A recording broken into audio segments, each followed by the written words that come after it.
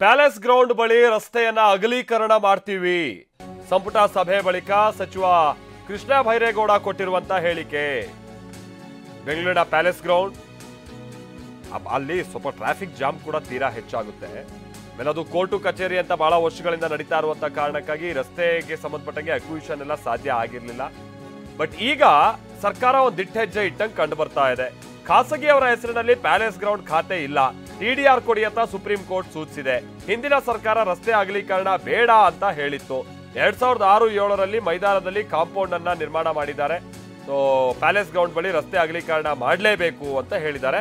But ಇದು ಒಂದು ಹೌದು, ಅದು ಬಹಳ ಬ್ಲಾಕ್ ಆಗುವಂತ ಕಾರಣಕ್ಕಾಗಿ, ಜಾಮ್ ಆಗುವಂತ ಕಾರಣಕ್ಕಾಗಿ ರಸ್ತೆ ಅಗಲೀಕರಣ ಅನ್ನೋದು. ಮತ್ತೊಂದು ರಾಜಕೀಯವಾದಂತ ತಿರುವನ್ನು ಕೂಡ ಪಡಿಬಹುದು. ಯಾಕಂತಾದ್ರೆ ಮೈಸೂರು ಅರಮನೆಗೆ ಸಂಬಂಧಪಟ್ಟಂತವ್ರು ಈಗ ಚುನಾವಣೆ ಕಂಟೆಸ್ಟ್ ಬೇರೆ ಮಾಡ್ತಾ ಇದ್ದಾರೆ.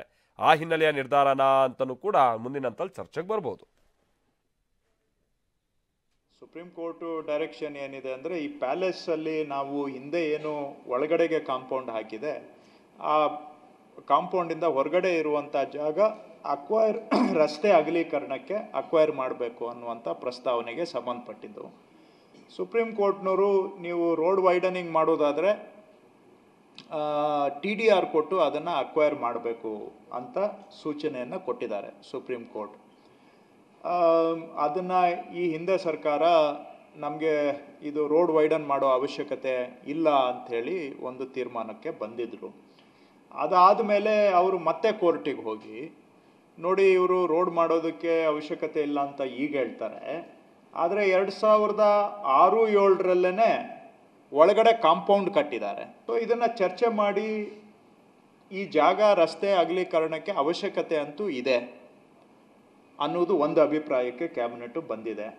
ಸ್ವಲ್ಪ ಇದ್ದಿದ್ದ ಫುಟ್ಪಾತ್ ಜಾಗದಲ್ಲಿ ನಾವು ರೋಡನ್ನು ವೈಡನ್ ಮಾಡಿ ಸ್ವಲ್ಪ ತಕ್ಷಣದ ಮಟ್ಟಿಗೆ ಸಮಸ್ಯೆ ಪರಿಹಾರ ಆಗಿದೆ. ಬಟ್ ಮುಂದಿನ ದಿನ ಅಂತೂ ನಾವು ಅಲ್ಲಿ ರಸ್ತೆ ಅಗಲೀಕರಣ ಮಾಡಲೇಬೇಕಾಗತ್ತೆ.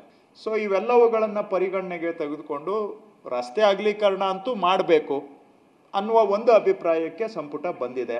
ಯಾಕಂದ್ರೆ ಆದರೆ TDR ಕೊಡಬೇಕು ಅಂತ ಬಂದಾಗ ಅಲ್ಲಿ ಏನಾಗುತ್ತೆ, ಯಾರಿಗೆ TDR ಕೊಡಬೇಕು ಅನ್ನೋ ಪ್ರಶ್ನೆಗಳೆಲ್ಲ ಮುಂದೆ ಉದ್ಭವ ಆಗುತ್ತೆ. ಯಾಕಂದರೆ ಇವತ್ತಿನ ದಿನ ಅದು ಯಾರ್ದು ಖಾಸಗಿಯವರ ಹೆಸರಿನಲ್ಲಿ ಖಾತೆ ಇಲ್ಲ ಅಲ್ಲಿ.